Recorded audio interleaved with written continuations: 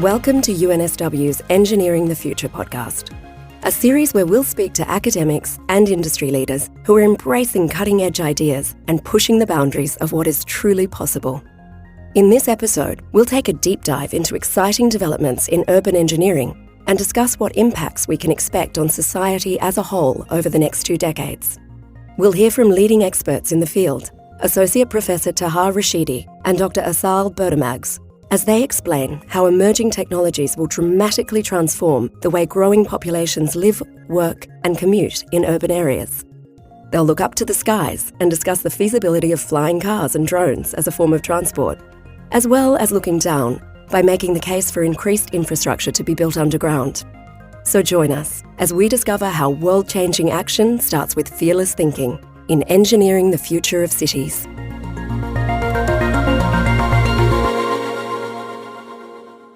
Hello, and welcome to Engineering the Future of Cities. My name is Neil Martin, and I'm a journalist and STEM communicator working in the Faculty of Engineering at UNSW. Joining me today to discuss what changes we can expect with regards to urban development over the next 20 years is Dr. Asal Bidarmaghz, who is a senior lecturer in the School of Civil and Environmental Engineering at UNSW. Asal's research concerns the use of energy geostructures for heating and cooling, above and underground spaces, sustainable use of the urban subsurface, and underground climate change. Welcome, Asal. Hello, Neil, and thank you very much for having me. Also with us is Associate Professor Taha Rashidi, also from UNSW's School of Civil and Environmental Engineering. Taha is a member of the Research Centre for Integrated Transport Innovation, and his research is in the field of transport engineering, aiming to inform smart city solutions. Welcome, Taha. Hi, Neil. It's a great pleasure to be with you today. So I think it's obvious that cities are a very important way of the way many people live, work and play. I read a press release from the United Nations saying that it expects the world to gain 2.2 billion new urban residents by 2050. So it seems pretty crucial that we try to solve problems that already exist in the city over the next 2 decades. I know engineers in Australia and around the world are working hard to find solutions while navigating the complex interplay of technology, sustainability, social dynamics and urban planning. Taha, your area of specialty is transport, but just talking in general, do you think cities will be dramatically different places to live and work in 20 years' time? 20 years' time might be a little bit tricky to say if it's going to be 20 years or 50 years or 30 years or 10 years. But as we've also observed after COVID, something extraordinary may happen. And that introduction of that extreme situation may provoke shifts to something that becomes the new norm. So when that happens, changes after that extreme change might look completely different from what we are experiencing at the moment. So I'm not sure if it happens next year, like COVID happened suddenly and we were not expecting it. But if that happens, if it happens next year, 10 years, 20 years, 50 years, century after, I'm expecting the world to be completely affected by the advent of emerging technologies, specifically in transport that we are experiencing, to be a different situation.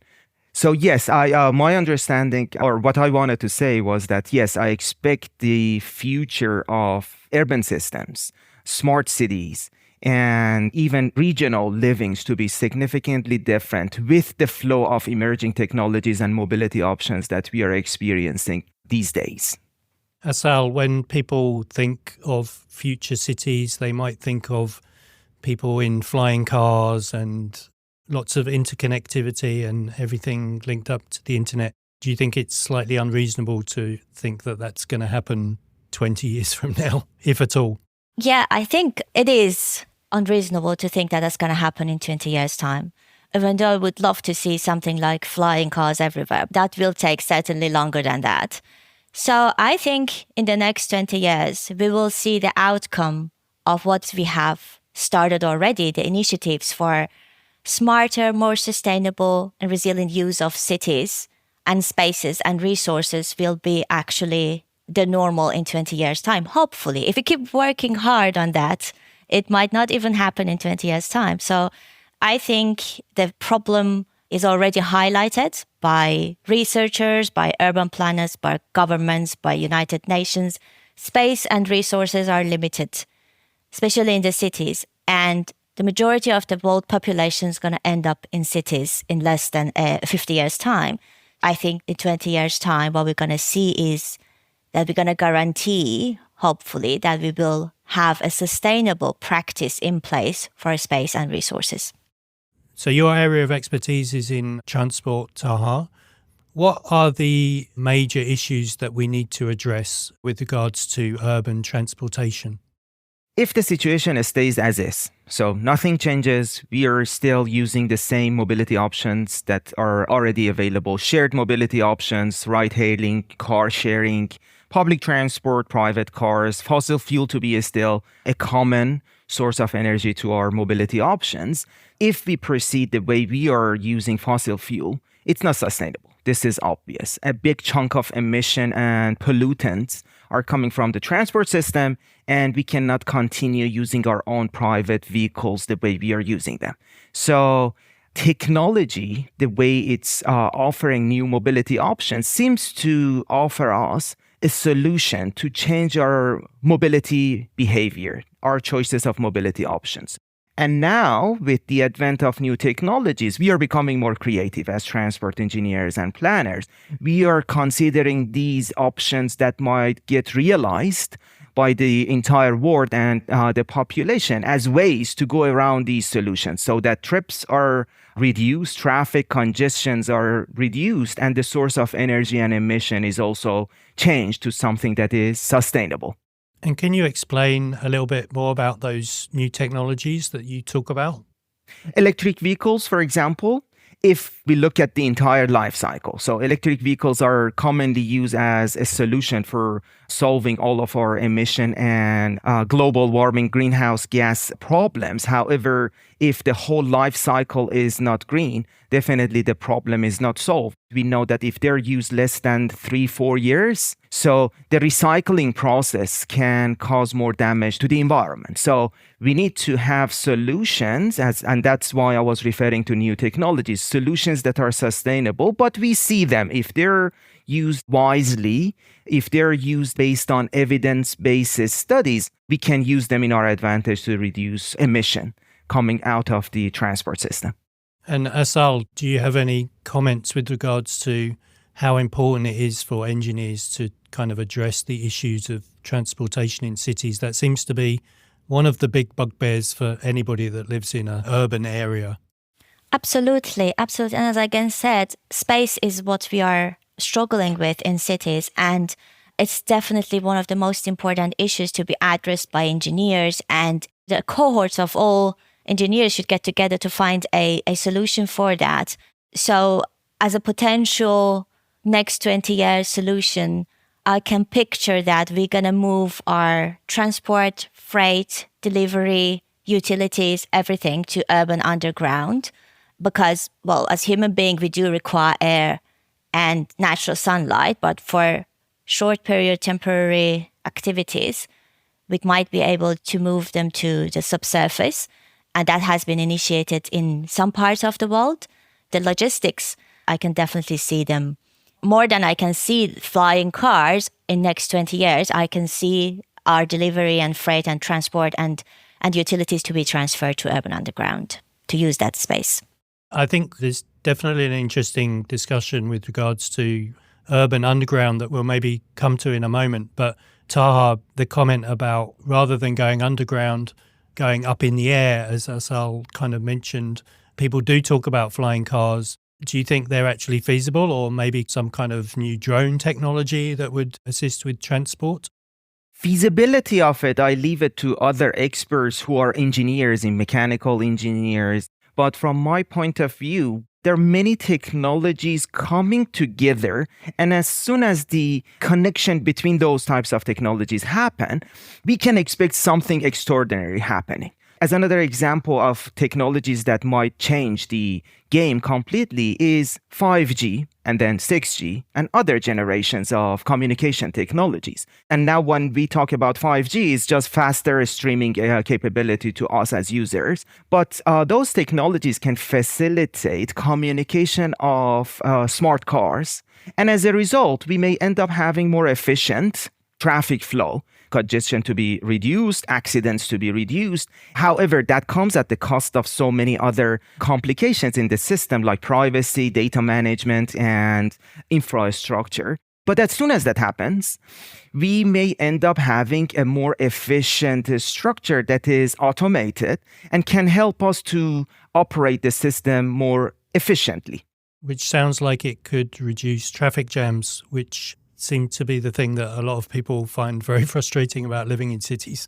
That's absolutely an outcome. Again, if we look at it in isolation, that might be the case. But as soon as congestion goes down, people may end up making more trips. So trips gets induced because congestion is reduced. And that is also a phenomenon in transport. Maybe a year or so, congestion goes down, but after that, it gets picked up with new travel patterns. But coming back to your question about drones, so another challenge that might be worth exploring is the legal aspects associated with drones. As soon as drones come into the market and they're widely used, are we expecting them to use the Euclidean distance between origin and destination, the shortest path? That might not be necessarily feasible. First of all, because specific height above my home is owned by me, and I might not be able, or I don't want to share it with others, specifically drones delivering goods above the service because of the safety aspects of it. Or maybe you purchase your home because it's also at a dead-end road, and that was the reason you purchased it, because there is no congestion or traffic happening on that street. But now all drones, they're using it for drop-off and pickup. These challenges, these are other challenges we need to take into consideration that might also stop many of these technologies to realize in short term, or in other ways, as I said, a solution may come up and marry many of these technologies, introducing something that is totally new. So as you said, that we might actually move the traffic, some part of it to the sky, and then there might be some more induced traffic on our roads. So that's exactly what should be considered for every futuristic plan that we put in place, that what are the consequences? So we might end up after 10, 15 years that we have flying cars, as many as before, cars on our roads, more CO2 emissions, more recycling challenges for batteries. So we always have to think, you cannot think of space without thinking about the resources. So they go hand in hand. We have to come up with a sustainable way of having both under control without one affecting the other one, and coming up with futuristic city planning. Every solution poses its own future problems, I guess, is the takeaway. That's true. But something else I can also add here is, it's also a personal observation, but when I refer to our reference articles from 10, 20 years ago, us as academics, we were leading the community of people generating new ideas. For example, 20 years ago, academics, they mentioned topics like on-demand transport, and it wasn't feasible because calling a center and they allocate a car to you was not feasible. But with a smartphone, that was also a facilitator. A new technology came, and so many other ideas that we thought they're not feasible, they suddenly became feasible. But we were generating these ideas. But as an observation, it's been, I would say, maybe 5 years to 10 years that the startups, they are generating new ideas. They're testing them. They're failing. They get picked up and they also succeed introducing new ideas. And then us as academics start studying them, examining them. So I would say this might be also requiring attention from our point of view to become more futuristic. We explore ideas again, or maybe work hand in hand with startups and entrepreneurs to explore ideas. There's obviously lots of issues, and you talk about space, Asal. Just to pick you up on that point, I said at the start that the United Nations say that 2.2 billion people will move into urbanized areas by 2050, which obviously puts a lot of pressure on space. I know your research is with regards to more underground spaces being utilised. How feasible do you think it is for people to live and work and travel increasingly below the ground? Space is the main driving issue here that we're going to think of. So I think it's one of the most feasible ways. Just going down is the way to go ahead. I say that because we have used the sky as much as we could, but we put together all these high rises in cities, and now we are dealing with the problems and challenges. This has caused climate change. This has caused urban heat island. This has caused people suffering health issues in cities because of the climate and the changes that it has brought with it. So I think the short-term solution is that we utilize this underground further, and I don't see that feasible for living purposes in the near future because human being requires sunlight and fresh air. But there are so many other activities that we can much easier than other futuristic ideas to move to urban subsurface and use that. We are already using urban underground for mainly transport. The problem that we have is that we are making the very same mistake that we did when we were building up our cities. We just pick the location as long as it is fulfilling our purpose and fits our purpose. That's it. We're not going to think of what is going to happen in the next 50 years. So we're going to end up with so many tunnels, one next to another, crisscrossing each other in the near future. And then we will end up with the same problem as we have in the above ground. So I think the future of cities going to be to a big extent relying on urban underground. But to do that in a sustainable way, we have to start planning now. As I said, transport, freight, utilities, shopping centers, cinemas, things that you're going to spend a very short period of time, few hours in there, can certainly be moved to urban underground. Another use that we might have from urban underground is actually urban farming, which is a very promising area. And because underground offers us a more controlled space, I think in terms of climate, temperature, I think that's going to be also a way for future to use underground spaces for urban farming and with a much higher productivity. Do you see underground being a good area of development for transport, Taha? As Asal mentioned, it's already been considered specifically because we started using the surface significantly for transport purposes. We ended up not having a space for public transport, and that was one of the reasons even decades ago we considered underground as a source of a space to develop public transport because it's extremely costly. The problem of transport infrastructure, it's underground, on the ground, on the surface. It's extremely costly. For freight, for passenger, the infrastructure is the most expensive infrastructure. And it's still around the world, as you know, most of the transport infrastructure is still maintained and owned by the government. So I would say underground is definitely one way if we can reduce the cost, if it's not increasing the cost. Cost might be the main variable. If developers and corporations still see that the cost is higher than what they can develop on the ground, they may start exploring like a space, not just even the elevation that drones can use, like SpaceX, Blue Origin, and Virgin Galactic. They're exploring options, very high elevations for commercial passenger movements. If it's sustainable, if it's green, that's another conversation. But they're exploring it. And they seem to be moving toward a way that they are financially making it feasible. But when it becomes feasible, is it not realistic to also consider manufacturing to be moved to the space? Like even mining, manufacturing, anything that can be done by robots to be moved to the space and where the resources are also more readily available?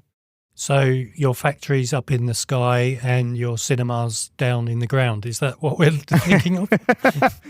And more interesting is that we are also living in a metaverse.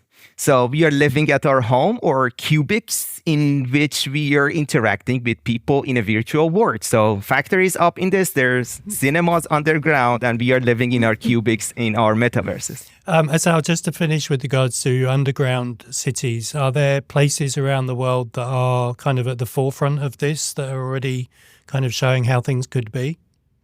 Well, we know that Helsinki, for example, it has a long history in using underground spaces given the tunnels that they had during the Cold War, and they're still using it as museums, just showcasing the feasibility of using underground. So they're definitely pioneers. Singapore is actually developing the master plan for subterranean city, given their space limitations. In the UK, they are at the point that they're actually mapping the urban underground to understand what's going on, what are the availabilities, because we have to have a very clear understanding of what exists there to be able to further develop. But it's not at the stage that we can say we are utilizing urban underground for purposes rather than transport in a large extent yet. But there are so many researchers and governments around the world working on it. Moving on to another topic, although it's all interwoven. You mentioned before, Taha, about energy resources. How important do you think it is that future cities become more self-sustainable? I think it's no-brainer. I cannot imagine an alternative to it, that we need to reconsider the way energy sources are provided and used and transported even around the globe. If it's sustained, that's definitely a source that we have not explored, or renewable energy sources that it seems to be everywhere around the world. Even countries who were not considering them, now they're proactively considering these alternative renewable energy sources for many purposes, not just transport, for all other purposes.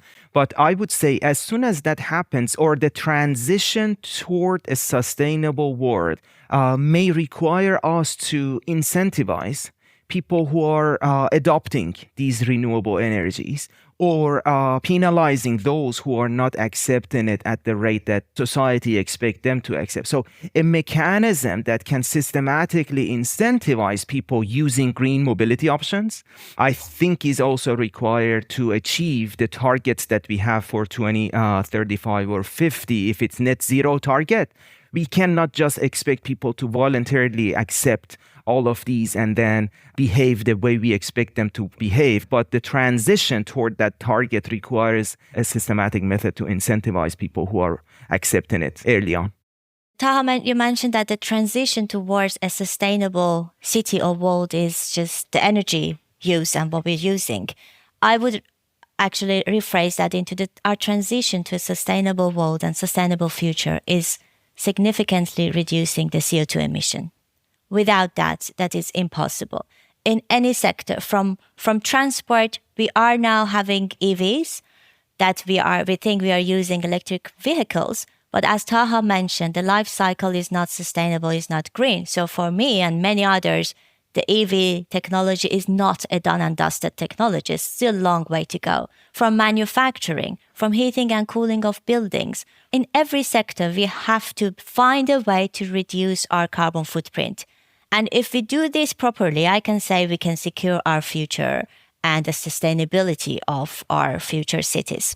That's correct. That's exactly what I meant. And CO2 seems to be the means to measure and quantify the way that people can be incentivized. So that is also a practice, that to reward people, we can see how much footprint they are saving.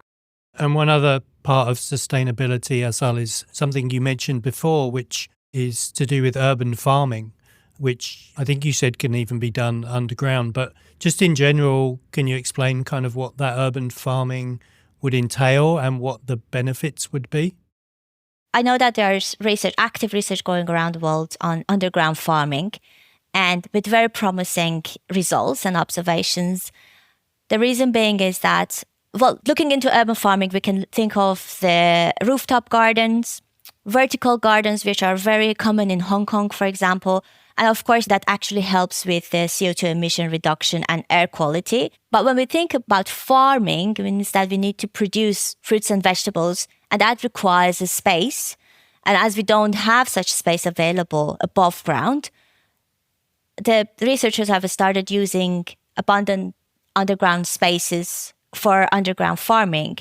And what has happened is that because they don't use as much soil as we do in conventional farming, so therefore they don't use as much water So that's one of the sustainability associated with that. And also it is climate proof or risk proof in terms of the climate fluctuations and disasters. So it's not going to get flooded, there's no hurricane, etc. That's also another aspect to that.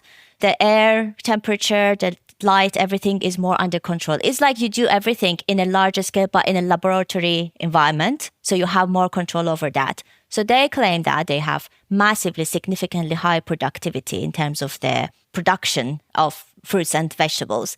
So I think it's a very promising avenue for the future of farming. I guess you also reduce the need for transportation of those products. Absolutely, it's right underneath the cities. And this, what I am referring to, is in London. So right underneath London, they're doing underground farming. One of the other things that a lot of people talk about even now is so-called 15-minute cities where everything is very local. Do you think they will be commonplace in 20 years' time, or are there too many problems to overcome? So 15-minute cities is a concept that is in the intersection of land use and transport. So we cannot expect suburbs to be where they are and city center and employment centers to be also where they are. And still, we have high-speed rails connecting these two locations together. So it doesn't necessarily mean faster mobility options. With the existing mobility options, we can still think about 15-minute cities. And it's, again, a concept that has been discussed in the literature for decades, mixed land use. So if we live where everything is accessible, under the ground, above the ground, wherever it is, in 15 minutes, there are a couple of aspects to be also taken into account. Accessibility, when we talk about accessibility, we first might consider faster mobility options, but we should also take into account equity and accessible mobility options to disadvantaged people. So it should be 15-minute accessible to everyone. Considering all of these, it's a combination of economic aspects, transport infrastructure facilitating mobility between locations, and also land use. So I would say it's not an easy problem, and that's why it's been discussed for decades, and still we are working. But definitely it's not just a fast and quick solution. Asal, I might widen that question and say, are these problems harder to solve in existing cities that have been built up over many, many, many years, hundreds, maybe even thousands of years for European cities, rather than going into an empty space and planning a city from scratch? Is it much harder to change an existing city for all of these issues? Yeah, I absolutely agree with you, Neil. I think it's much harder to have this strategy in an existing city, and it's easier to have a city from scratch. But we have to bear in mind that if we want to do so, all the premium locations are taken. So we have to pick somewhere in the middle of desert or somewhere that it's not usually your not normal or natural willingness to go and live there, to have a sustainable city in there. Of course, you are compromising on the location, but you get 15 minutes access to everything. So I think that it's much easier to have that from scratch. But not every country, not every continent has that space for a city. When we talk about city, we're talking about kilometers, tens of kilometers of space. So eventually we might end up in finding a solution to convert our existing cities into a more accessible and equitable city for everyone. But in terms of location, Taha, I guess you mentioned people living in the metaverse a lot more now, so they might not be quite so bothered about having that prime location. Being in Sydney by the ocean, being in the middle of the desert might not be so bad in the future. It's like suburbs. That was the main reason people ended up going to suburbs, because they can have better location, and possibly they're also closer to other amenities that they want to have. And then as a result, the commute distance increased. And now we are also considering faster mobility options to connect those suburbs to city centers. And the beauty of scientists and researchers, the work of scientists and researchers, is to try to explore and figure out those hidden sides and plan for them before they actually realize, and we end up with a problem with a city that we cannot turn it into a sustainable city. It's been fascinating to speak with you. Just to ask a final question, which would be, if you were a 16 or 17-year-old thinking of going into civil engineering or a career related to urban planning, what would you be most excited about, Asal? I would be most excited about making a difference and having impactful changes within construction, within design as a civil engineer, thinking in a sustainable way to solve a problem, one of the problems that does exist in this world.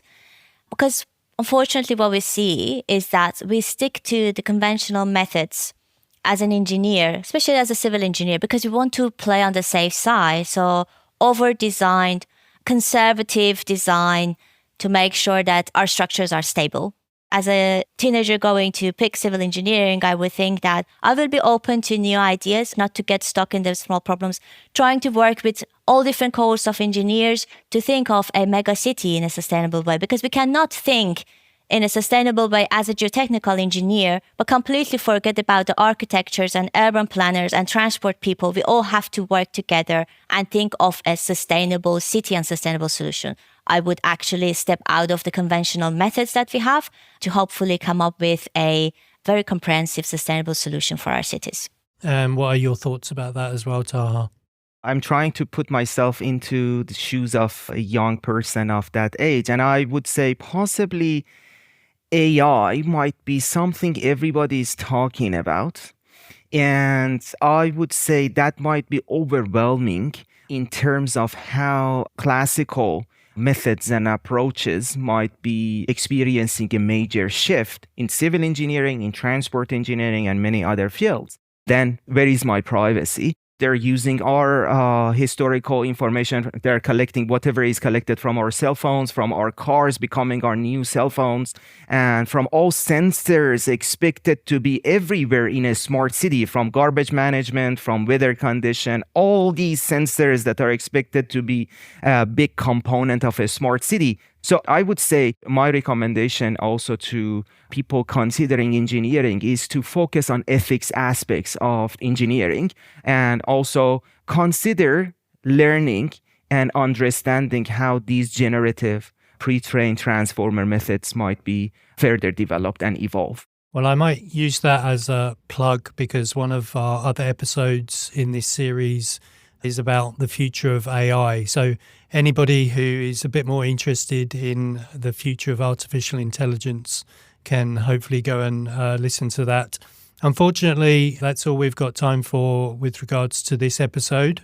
I think this discussion has really highlighted the fact that future cities face big challenges in terms of rapid urbanization, strain on infrastructure, and the need for sustainable solutions to address energy, transportation, and environmental concerns.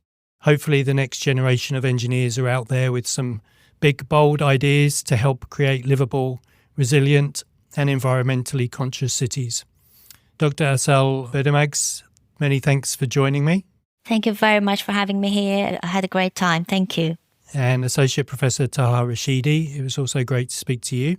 Thanks, Neil, for having me. It was fun to discuss these topics with you. To everyone out there, thank you for listening. I've been Neil Martin, and I hope you'll join me again soon for the next episode of Engineering the Future. You've been listening to the UNSW Engineering the Future podcast. Don't forget to subscribe to our series to stay updated on upcoming episodes. Check out our show notes for details of in-person events, panel discussions, and more fascinating insights into the future of engineering.